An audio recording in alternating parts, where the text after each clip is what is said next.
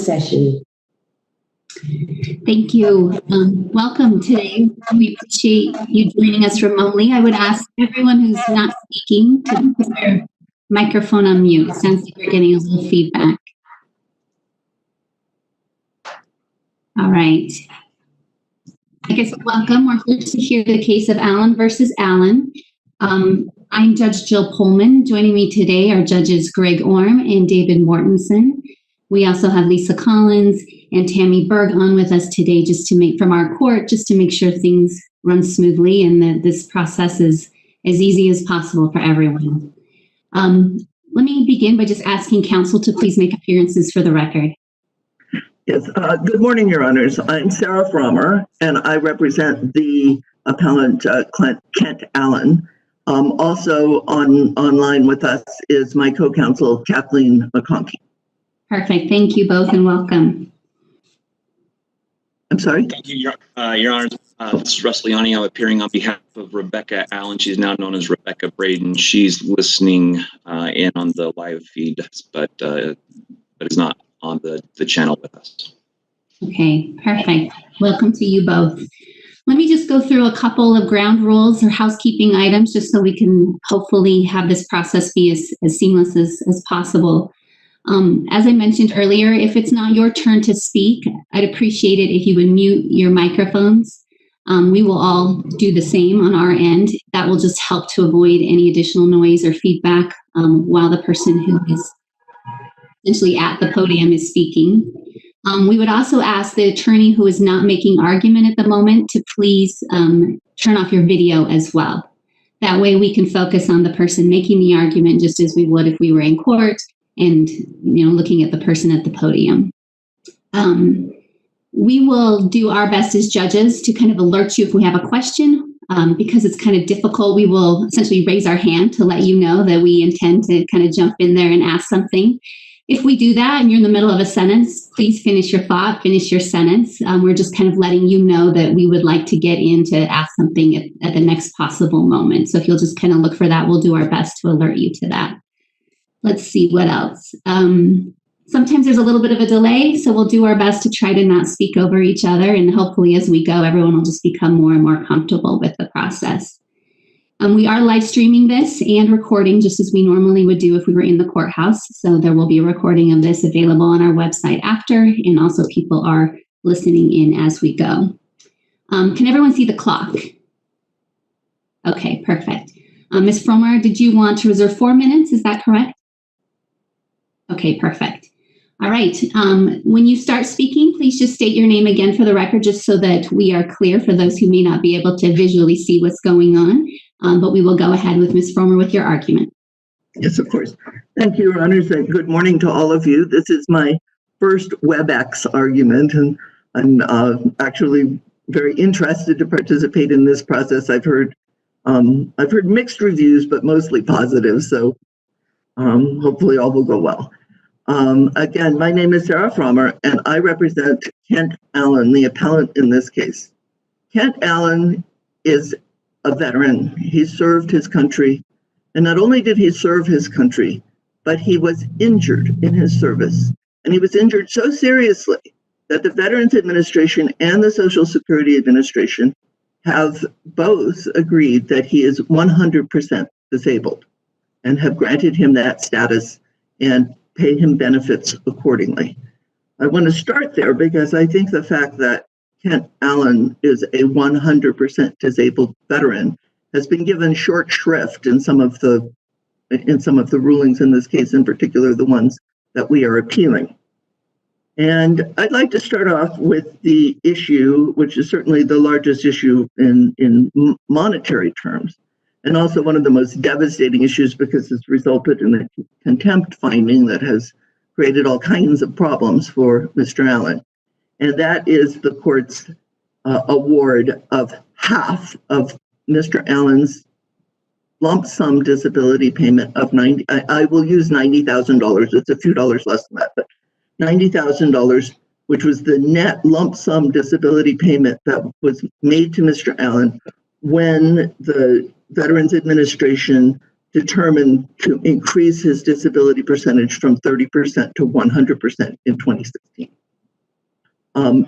The law is clear that disability benefits payments are not subject to attachment, levy, seizure. They are intended primarily for the care of the veteran, and that should be and that is their primary focus. The law does allow for courts to look to the amount of veterans' disability payments to determine appropriate levels of child support and spousal support. And the problem with what happened with the $45,000 ordered to be paid to Rebecca is that I believe as the issue evolved over time, I think that when the court first awarded it, the court believed that it was allowing Rebecca access to half of the marital property of $90,000. And the reason there are several reasons I believe that to be the case. One is that the temporary Ms. order. Frommer, could I interject ever so briefly? On the surface of things, that does not seem like a completely harebrained idea if the disability in question arose during the marriage. It seems like an argument could be made. I understand there may be an overlay of federal law or an argument to the contrary, but at least superficially, I can see where a judge might think, oh, the disability arose during the marriage. The compensation for that disability is essentially a marital asset. That does not seem inherently ridiculous to me. Not arguing it's inherently ridiculous, and in fact, your point underscores my point that that's exactly what the judge thought. The judge thought there's $90,000. It's a disability payment. It's marital property. I'm going to award half of it to Rebecca. The problem with that is under federal law, she can't divide it as community property. It's against federal law to attack that lump sum benefit and award it as marital property. In fact, except for this very narrow, and we've cited two U.S.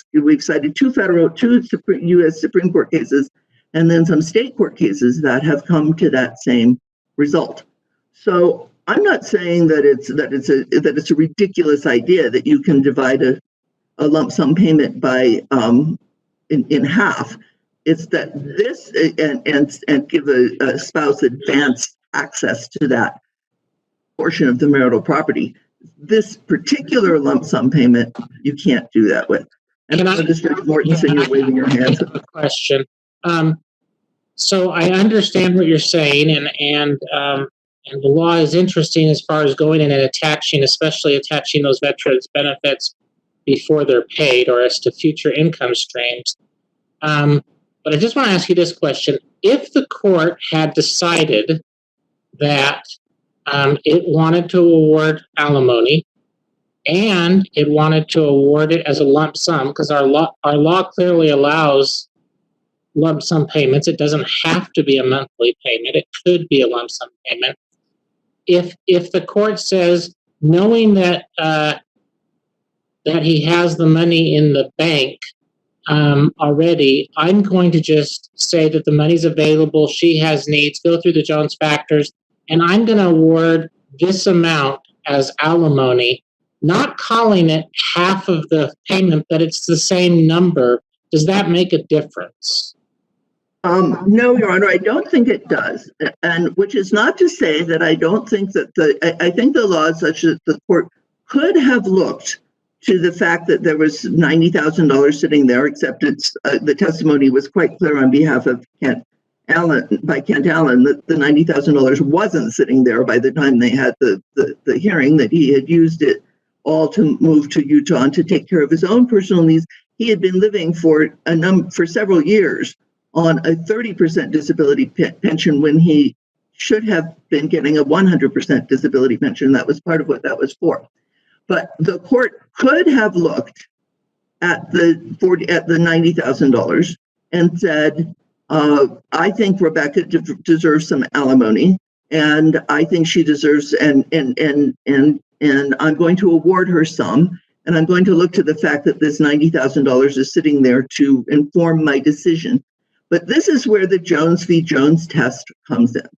It's black letter law in Utah that before you award alimony, you have to conduct an analysis of the needs of the person who's asking for it, of the ability of that person, in this case the wife, to provide in her own income, and then the ability of the husband to provide support. That was inherent in my question. That's why maybe I overcomplicated my question, but my question assumed that the court did do the Jones factors. My question was quite narrow. If the money's sitting there and the court doesn't say I'm going to divide it as marital asset, but knowing that it's there, and if the court goes through the Jones factors, can't the court award lump sum alimony that turns out to be a number that's half of what's sitting in the bank? I'm not saying the court did that. I'm just saying as a legal premise, that's a possibility, isn't it?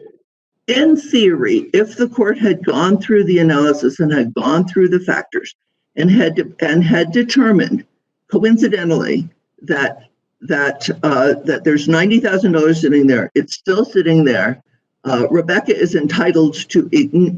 needs, not is entitled to, needs exactly half of it. And what's left over is enough to take care of Kent, including his disability-related expenses, both going back during the period where there was a shortfall of disability payments, and also projecting forward, is he left with enough to take care of his needs. If the court had gone through that analysis, it could have looked to that number to award a payment. And it could have been awarded in a lump sum theoretically, although the lump sum cases that the appellee has cited, all of them are couched in terms of this is a fair resolution of the marital assets. This is a fair treatment of the rights as between the parties. And I think it is extremely unlikely, had the court conducted the Jones v. Jones analysis, that the court would have determined, oh yeah, Rebecca needs $44,000. There's not one word in any of these findings that says what she needs it for, how she's going to spend it, why she needs it, why Kent doesn't need it. There was no evidence of any of those factors at any point in time. But just to wrap up and answer to your question about could that lump sum payment be used in part as be awarded in part as alimony, I think the answer to that is yes, if you've answered all the factors, with the additional layover that the presumption is that this is a disability payment that the veteran needs to take care of himself. And so the Jones factor ability of the husband to provide support has to take into account the fact that he's disabled and may need extra money himself to take care of his needs and his disabilities. Yes, Judge Pullman.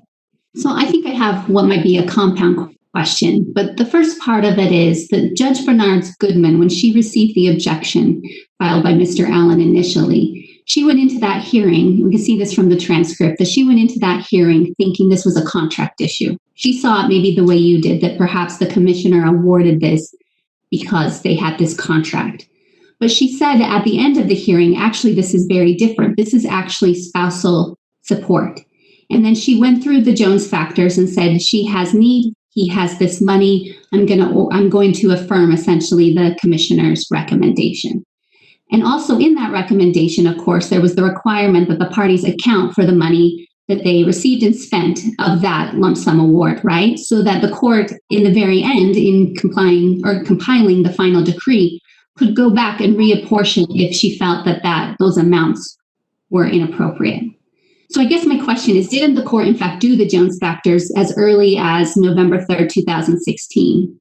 And then didn't this be complicated by the fact that Mr. Allen didn't actually pay the money at any time, and so the parties couldn't do that accounting that the court expected?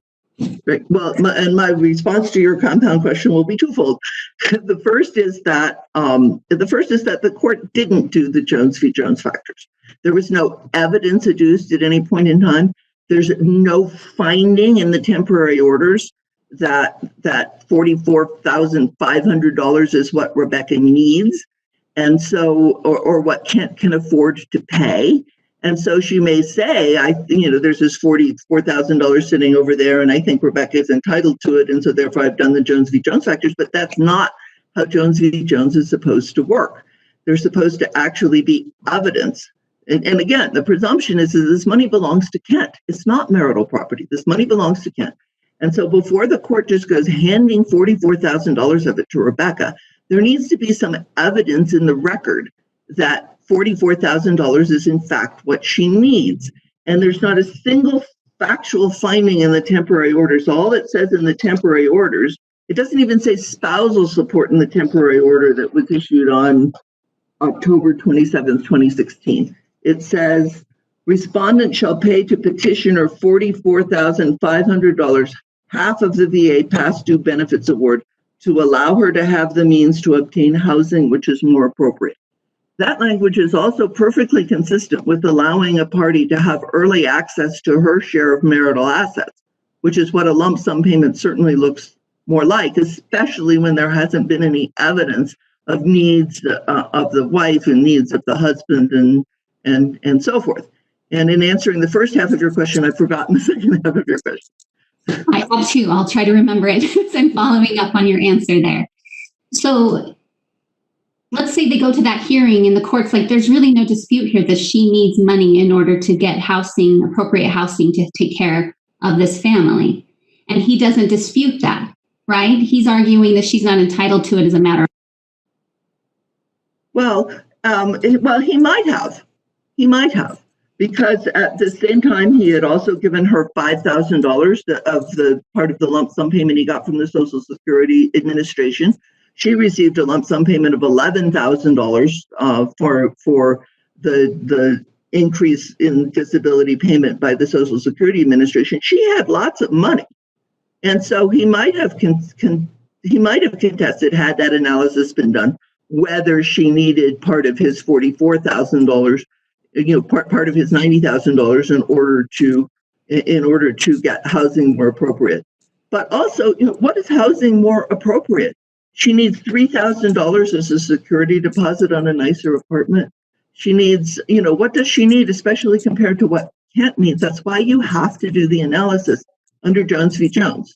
Well, and that reminds me of the second part of the question, which is, I think the court anticipated that maybe this division was not the best division, right? Maybe she didn't ultimately need all of these funds.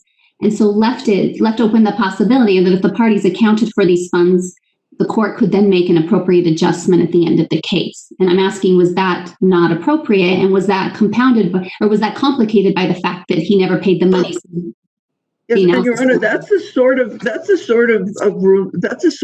requirement that doesn't distinguish between whether it was an award of access to marital property or whether it was a lump sum alimony award, because in either case, as a matter of fact, it's more like a lump sum payment of early access to marital property, because that would be the circumstance at the end of the day where you have to make an adjustment, whether taking into account this marital asset versus that marital asset versus how they were awarded and expended over the pendency of the divorce.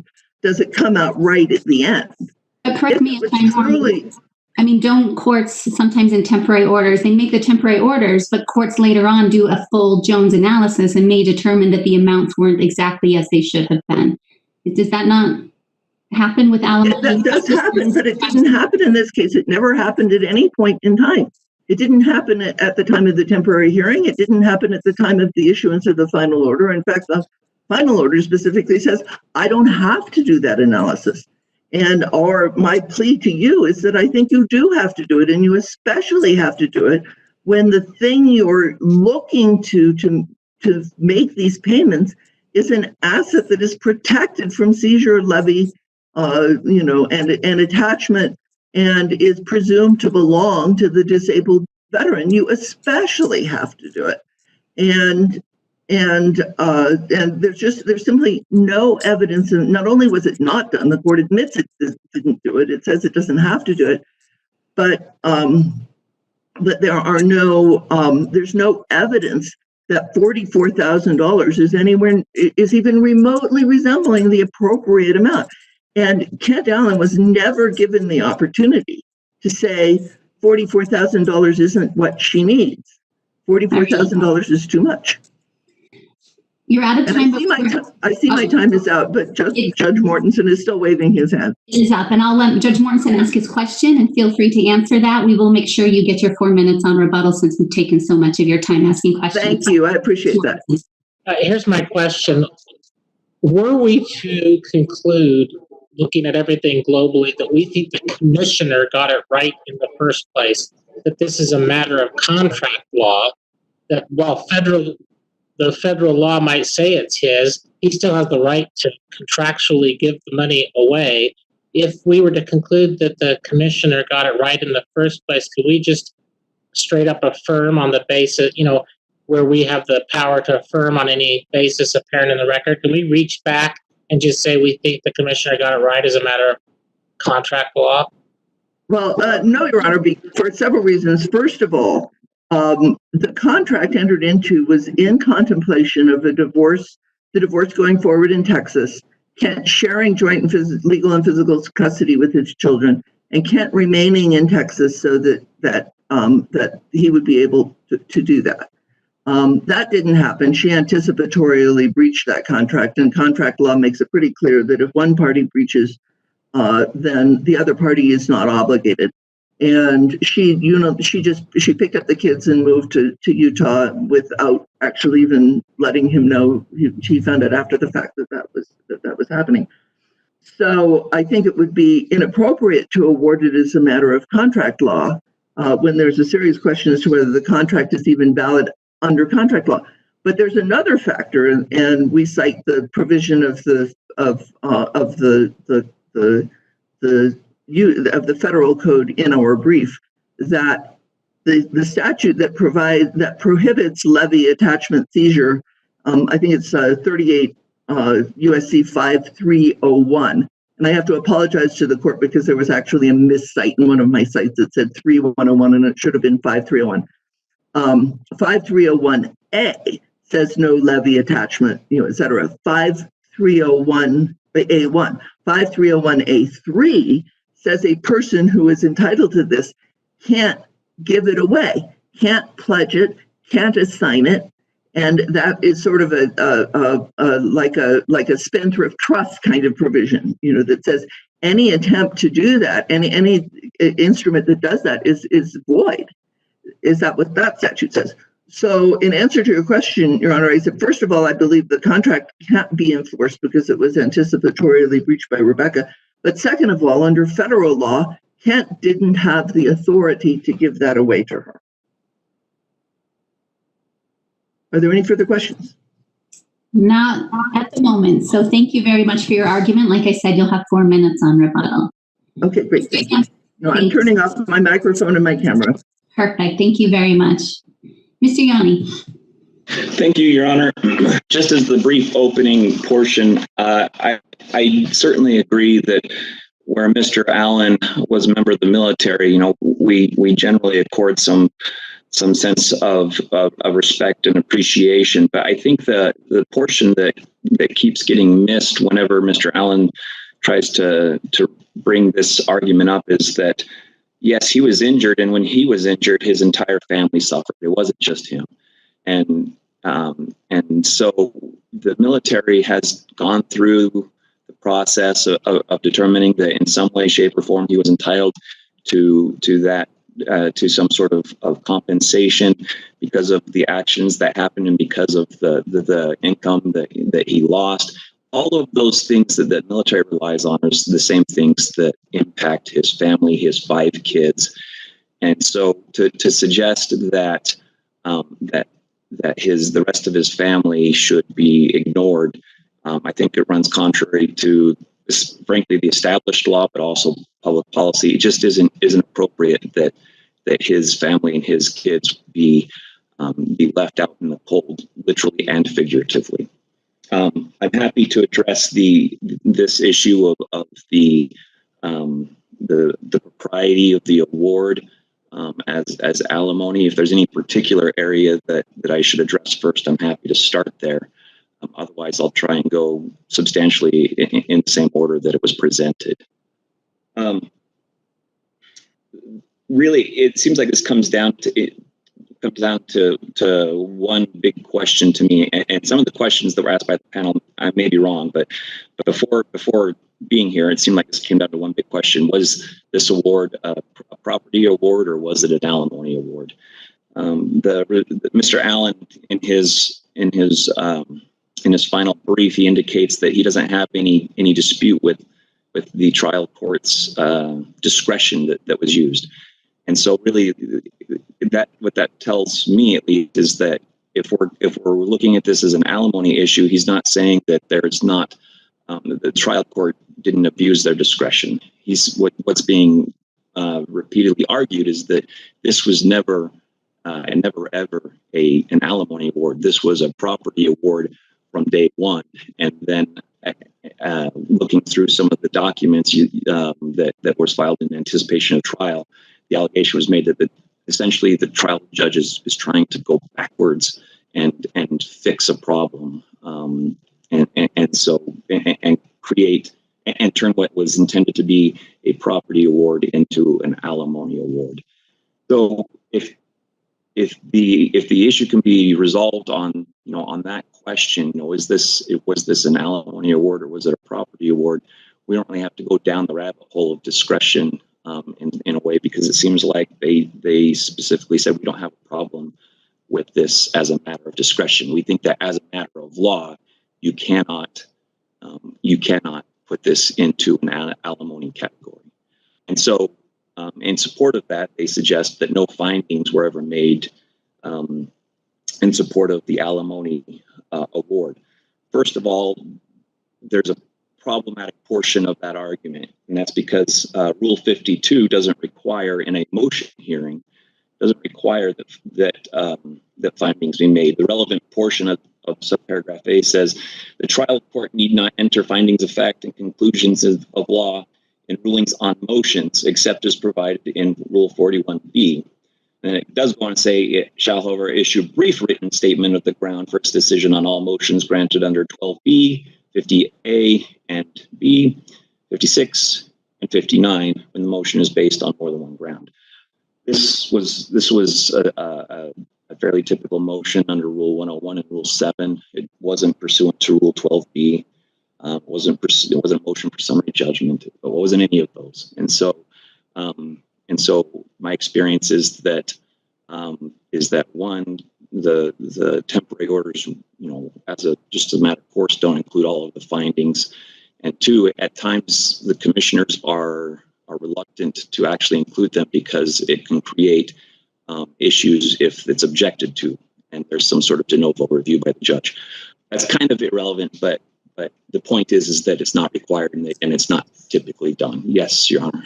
So if not required back in 2016, was it at least required in 2018? And did the judge at that point make the necessary findings in order to support an alimony award based on that lump sum amount? Yes. It would have been required if it was still an issue at trial, and I believe that it was. I believe that it was still an issue. But I think the issue was massively confused. But if it was still an issue at trial, then yes, the judge was required to do what the judge did. So there's kind of two parts of your question, and so since it was required, the judge went ahead and made those rulings. The hard part here, I'm trying to find my notes specifically. I apologize, but the hard part here is that where the judge, the portion that's being quoted by the appellant, the portion of the judge's order where the judge says, I don't need to do this, is actually a portion where the judge is talking about contempt. And so the judge is essentially saying, When it comes to contempt, I don't have to go back and prove to you that my order was appropriate. I just need to prove that there was an order. And that's, I think that is accurate. But then the judge goes on to say in the very next paragraph,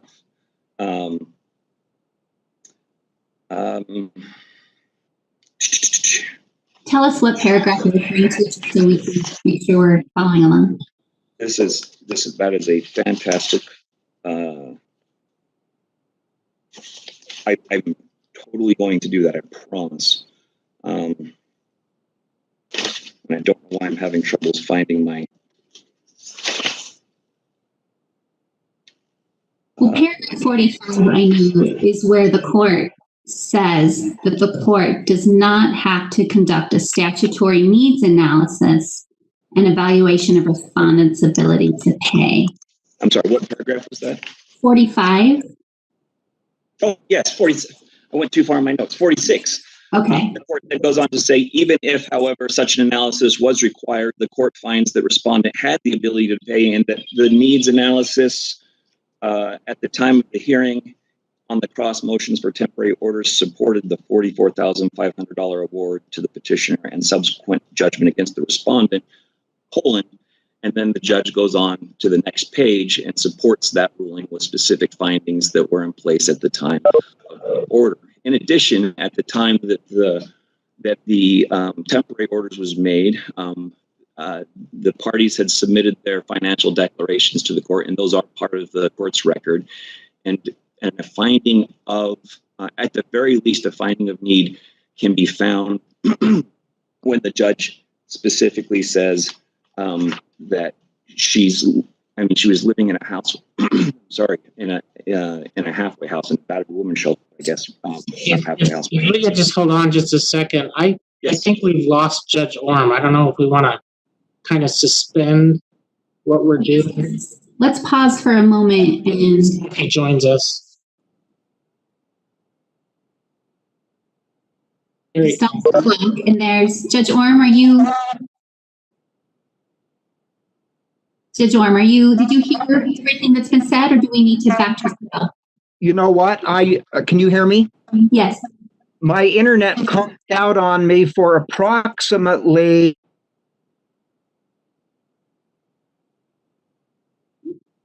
I can't hear you now. I don't know if you can hear me. Try again.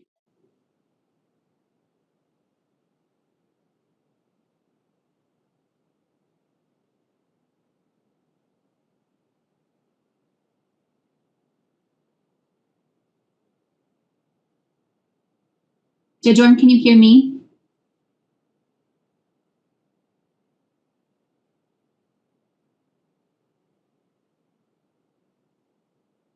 It looks like maybe Judge Orm can't hear us and we can't hear him, although we can see him. Can you see and hear me? Okay, we can't hear you. So let's do this. Mr. YAUNEY was trying to initially find the paragraph he was referring to in the order. We found that. Maybe if you want to start from there, Mr. YAUNEY, and we've lost his video again. I want to make sure we have him. I apologize. The clock has been stopped, so we are just trying to see if we can make sure he is with us.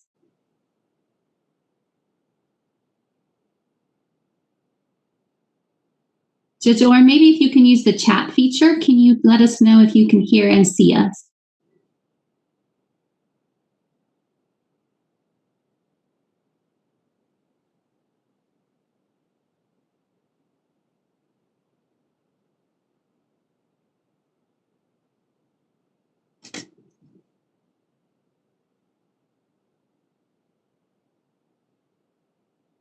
All right, why don't we just let everyone turn off their cameras for a minute, and I will do my best, and I'll come back on and let everyone know if we've got Judge Orm back on. I'll see if I can track him down.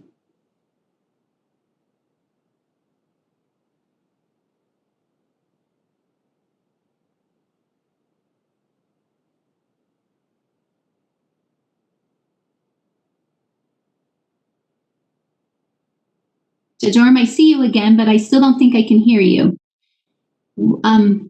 Okay, so Mr. Yanni and Judge Mortensen, why don't we turn our videos on? We'll let Mr. Yanni continue. Judge Orm, if you have a question, do you want to use the chat feature to maybe alert us to the fact that you have a question? Would that work? Are you okay with that, Mr. Yanni? Oops, you're muted now. Oh, there we go. I am.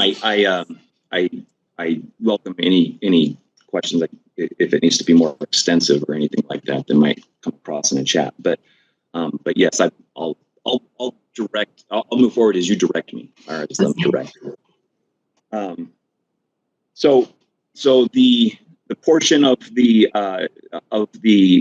court's findings that is commonly quoted by Mr. Allen is the portion where the court says I don't need to enter findings about need and ability to pay when we're talking about contempt, right? And I think that is accurate as it's written. But then at the very next paragraph, in paragraph 46, that's where the court goes on to say, even if, however, such an analysis is required, and then again, I've already kind of read this, but the court goes through and establishes some findings. And I think that, yes. So my question about that relates to something Ms. Frommer said in her argument, which is there's nothing in these findings that specifically say she needs $44,500. Maybe she has a need, right? And maybe she had a need back then to get housing, but how do we know that her need is $44,500? That's the challenge with a lump sum alimony award. One could argue that if you're going to receive a lump sum alimony award, then it's going to be difficult to project it out into the future or to do some sort of analysis, current value analysis, and so it is problematic. But I think that it was probably the best answer for the parties at that time, and the reason is because the documents that Mr. Allen filed, the financial declaration that he had prepared for the most part, they all suggested that he was going to argue he didn't have any money. So what has happened is that the parties had a lump sum income event where a significant amount of income was received all at once. And this income was for time that had occurred, for payments that had occurred while the parties were together, shortly after post-separation, but all during the marriage. All this income, I believe it was $160,000 was received in the course of 1 year. And so knowing that that he would not be able to sustain that type of income, and knowing that she was living in a homeless shelter at the time, I think that a lump sum alimony award based on a lump sum income event, I think that is appropriate. And then that there was the kind of emergency relief valve of everybody keep track of how you're spending this money, because at trial, if there's a problem, then we are going to at trial we're going to. I see the question. I just want to finish this response real quick. At trial, we're going to review this to determine if this has been inequitable, inappropriate, or if she's received more than she should. And then the question is, it does seem suspicious, or at least an odd coincidence, that the amount of her uncovered need, I'm pretty sure there's more coming, would equal exactly half of his asset. I understand. And perhaps the answer is that in the contract, which please don't mistake me, I'm not arguing that this is entirely based on the contract or anything like that. But in the contract, the paragraph where half of his upcoming amount, at the time the contract was written, I don't think they knew what the amount was that he was going to receive, but it says that he would share half of it. And this is in the paragraph. Not a property separation paragraph. This is in a child support paragraph. So in the paragraph that talks about child support, they agree that he's going to share 1/2 of his any arrearage that he gets paid for the back pay. And so Commissioner Blomquist can use that as a rough estimate of a couple of things to meet the Jones factors. One, what is his his ability to pay, right? And evidently, under this contract, there was some evidence. There could be some evidence that he had the ability to pay one half of the alleged amount of money. Could it be more than one half? Maybe. Could it be less than one half? Also maybe. But at the very least, the contract supports a ruling for one half.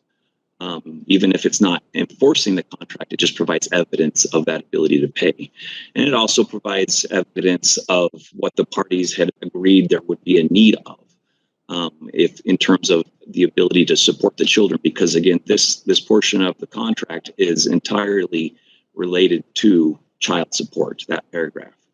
And so is it convenient? I agree it is. But I also think that that can give us some insight into what the basis of the ruling was when Commissioner Blomquist made it.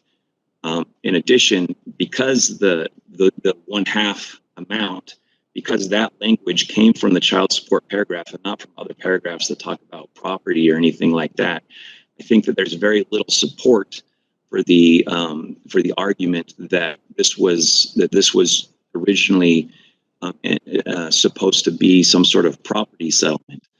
That's not what the parties agreed to in the motion that Miss Allen, now Miss Braden, the motion that she filed did not request a property settlement. She specifically requested it as rehabilitative alimony. So until now, up until the objection filed by Mr. Allen, there was no mention of this being of the intent, or the request of the intent. There was no mention that it was a property settlement. It was always discussed in the concept of an alimony award. Yes, Your Honor. Was it incumbent at all on Miss Allen to come to trial and identify what her expenses were at that time to show that $40,000 did accurately reflect her need? And I appreciate that the court had asked the parties to do that to both accounts. And of course, the amount was never paid. And so the district court in its order said the amount wasn't paid. So this kind of made that difficult. But as a practical matter, even if she wasn't spending that $44,000, she was obviously spending or needing, at the very least, funds. And so, I guess maybe the question is, did she come to trial and put on evidence of how maybe her need either equaled that amount or exceeded it, perhaps? And if she didn't, was that incumbent on her if she wanted to kind of defend this temporary award? I don't know how to answer that clearly and concisely, because I think that there's questions of fairness here, where Mr. Allen had tried. I think it was 4 or 5 times by the time trial happened. He tried to argue against sharing any of this award that he had received with his family in the form of support or any other way. He had done it so many times, and he'd refused to pay so many times that I feel like that it's difficult to say that she had some sort of exclusive obligation, or that because she had an obligation that obligation may have extinguished her right to continue to claim the money. I think that she did put on evidence of her need and ability to pay, because I know that there was a financial declaration that was involved in preparing for trial, and it was in the record. I think that it was actually provided as part of the pretrial disclosures in the record. But yes, there was evidence that was provided to the court in terms of what her ability to meet her need was, what her need was. And I went through some of the other, and in my brief, in the red brief, I did go through some of the evidence that was in the record that could support an alimony ruling. Thank you. Any other questions from the panel? All right, then. Thank you, Mr. Yauney. We'll turn the time back to Ms. Frommer. You have 4 minutes in rebuttal. Thank you, Your Honor. I'd like to start off by responding to Mr. Yauney's statement that we have no dispute with the trial court's discretion to award alimony. And if this is determined to be an alimony payment, we've basically given up That is so far from an accurate description of what we've argued. We have argued, we agree that the court has discretion to make an alimony award.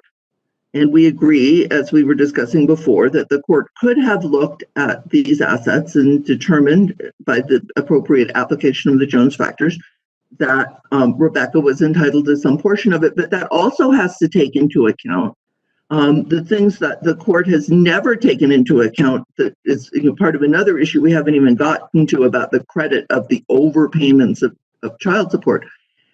We think that Kent deserves credit for the overpayments of the child support, but even if he doesn't, he deserves credit for something, because Rebecca received $20,000 more from him than she was entitled. She received a lump sum payment of $11,000 from the Social Security.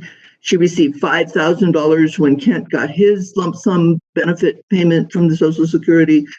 She receives $405 a month for the children. I mean, lots of money is coming in to her, which was never taken into account because the Jones analysis was never done. And we do dispute, we have argued exactly, our precise argument is that the trial court abused its discretion in making an alimony award without properly going through a Jones analysis. The fact that Kent Allen may have $90,000, and of course we believe the evidence, except for the fact that the judge says, oh, he was lying. There's no rebuttal evidence in the record. Kent Allen testified that by the time that order was entered, he had spent it all. And on the issue of the contract being an indication of how much he could afford to pay and what would be appropriate, that contract also contemplated that everybody would be in Texas and that he would have joint custody of his children and that he wouldn't have to pick himself up and move to Utah and start a whole new household in Utah, and all of the expenses that were associated with that, which is his testimony, is what he primarily spent the money on. But going to the court's order, where she says, paragraph 46, then I don't need to do the needs, I don't need to do a Jones analysis. And then you go to the next page, which Mr. Yauney has indicated should suffice as the Jones analysis. And I've done a lot of these cases, Your Honor. This would never suffice as a Jones analysis in any other context. She wasn't making very much money, and she was living in a halfway house, so she needed some money. And Kent had $90,000, so he should give some to her. That's not a Jones analysis. So you can say this is not a Jones analysis at all, or is your argument that this is an insufficient Jones analysis? I think it's not a Jones analysis at all, because it hasn't taken into account any, even when she says, all right, so she has needs, but there's no indication of what they are or how much they are or what the money is for or what other money she may have had available to. That's not, I suppose you could say the way I would characterize this, it purports to be an analysis. But it's not an analysis, it's just an observation. Oh yeah, she needed some money. But then is your argument that these are inadequate findings? I mean, if this is a Jones analysis, because your argument throughout the brief was there has never been a Jones analysis performed. And when I read paragraph 46, it looks to me like this is an attempt at least to perform a Jones analysis by assessing needs and ability to pay. And so if you don't think it's an adequate analysis, isn't that a challenge to the adequacy of the findings as opposed to an argument that she never did a Jones analysis? No, she says she doesn't have to do a Jones analysis. She says that first, but she does a lot of things. Right, and then this isn't a Jones analysis. The findings in paragraph 46 A, B, and C, this isn't a Jones analysis. This is just an observation. Oh yeah, she had some needs and he had a bunch of money. That's not the way Jones analysis works. This would never pass as even, well, like I said, it doesn't even say under Jones v. Jones, we have to consider these factors, et cetera, et cetera. It makes no attempt to walk through the factors as has been required by this court in case after case after case after case. And so in response to your question, that not only are these findings inadequate, they are not Jones factor findings. They're random findings that she needed some money and he had them. That is not the same thing as a proper analysis that is supposed to be performed before alimony can be awarded. And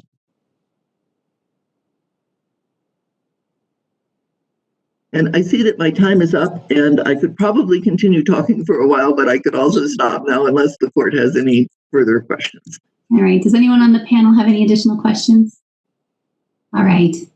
Well, we appreciate Judge Orm is letting us know to thank you for your patience today and apologizes for the disruption. But he has been listening throughout, and he appreciates the arguments, and so do I. So thank you all for participating. I know this format's sometimes a little difficult, but we're pleased that we're able to continue to do this and to hear your arguments. And we will take this matter under advisement and issue a decision as soon as we are able. So thank you very much. Yeah. For the record, Your Honor, I like this format a lot. All right. And also, I'm very glad that the technical glitch was not